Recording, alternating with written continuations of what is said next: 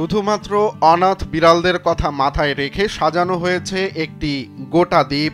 Fat cat island নামের এই দ্বীপটি পরিবেশ ও বিড়াল প্রেমীদের জন্য যেন এক স্বপ্নের রাজ্য। এটি প্রথম কোনো জনকল্যাণমূলক থিম দ্বীপ যেটি সম্পূর্ণভাবে গড়ে উঠেছে পথের বিড়ালদের উদ্ধার ও তাদের সঙ্গে মানুষের মেলামেশাকে কেন্দ্র করে। নান্দনিক এই দ্বীপটির অবস্থান চীনের জিয়াংশু প্রদেশের হুয়াইয়ান শহরের বাইমা লেক ট্যুরিস্ট লেকের এক কোণে। দ্বীপটি বাইমা লেকের সানজিয়ে দ্বীপপুঞ্জের অংশ।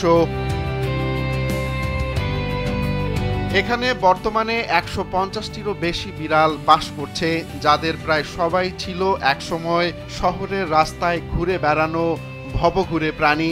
এখন তাদের টিকা দেয়া, চিকিৎসার পাশাপাশি রাখা হয় পর্যাপ্ত যত্নে। পর্যটকদের অভ্যর্থনা জানাতে প্রতিদিনই তারা রাজকীয় ভঙ্গিতে লেজ উঁচিয়ে এগিয়ে আসে।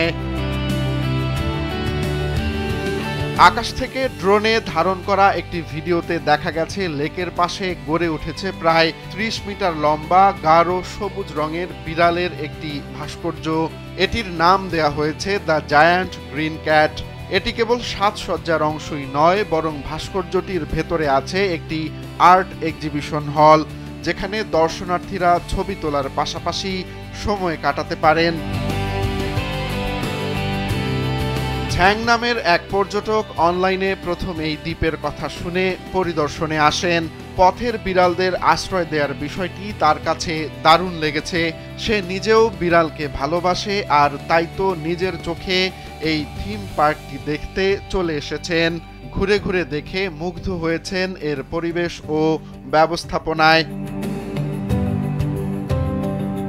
দ্বীপটির সবচেয়ে বড় আকর্ষণ হলো বিড়ালদের সঙ্গে সময় কাটানোর সুন্দর ব্যবস্থা। একসময় যেসব বিড়াল পরিত্যক্ত হয়ে শহরের অচেনা গলিতে উদ্দেশ্যহীন ঘোরাফেরা করত, এখন তারাই হয়ে উঠেছে দ্বীপের স্থায়ী অধিবাসী।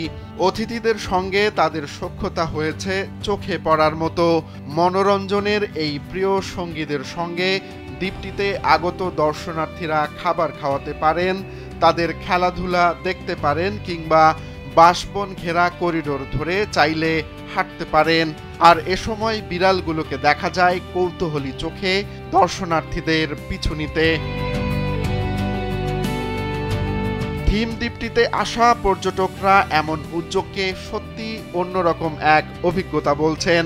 দেশটির অন্য সব পর্যটন কেন্দ্রগুলোর সঙ্গে তুলনা করে এখানকার পরিবেশকে শান্ত ও পরিবার নিয়ে সময় কাটানোর জন্য উপযুক্ত বলছেন তারা।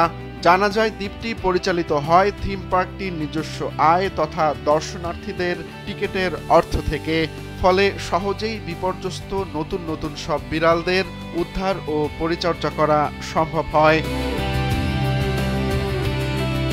পর্যটকরা এখানে আসাকে বিনোদনের পাশাপাশি এক ধরনের মানবিক উদ্যোগের অংশ হিসেবে মনে করেন।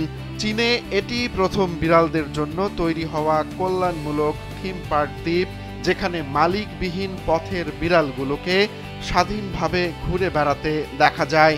দ্বীপটি যেন প্রাণীদের প্রতি শ্রদ্ধা ও যত্নের এক জীবন্ত উদাহরণ। রোমান্স তালুকদার, কালবেলা।